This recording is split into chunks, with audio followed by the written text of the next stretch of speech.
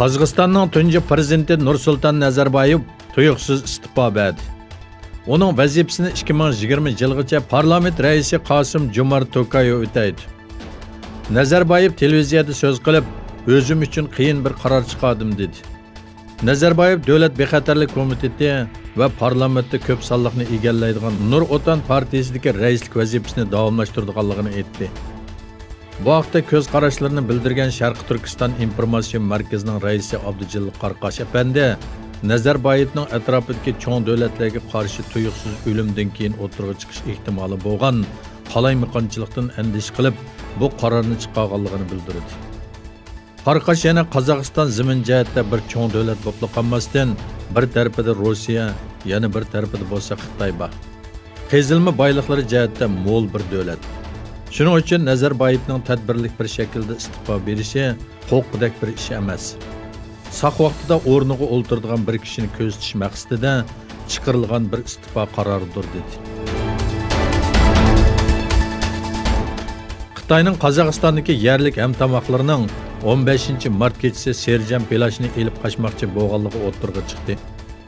Qozoq xabar agentligining xabar qilishicha, kimligi noma'lum kishilar ostonda nazarbat ostida turayotgan Serjan plaj o'g'lini jiddiy qutqizish avtomobili orqali elib qochishga uringan.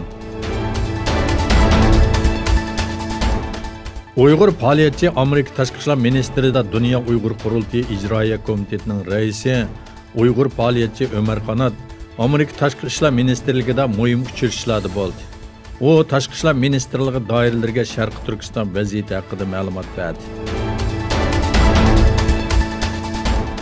Eron Pokiston chegarasiga 950 kilometr sim to'r tortildi. Pokiston armiyasi janubiy qism qo'mondoni general Osim Salim Bajova kelar haftadan boshlab 950 kilometr Eron Pokiston chegarasiga sim to'r tortadiganligini bildirdi.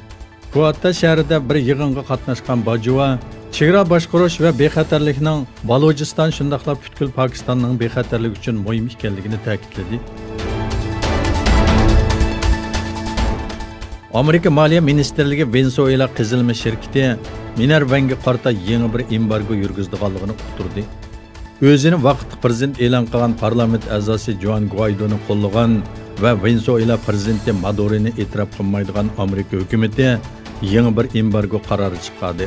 Amerika bundan burun Venezuelaning neft va tabiiy gaz shirkati PDVSAga embargo yurgizgan edi.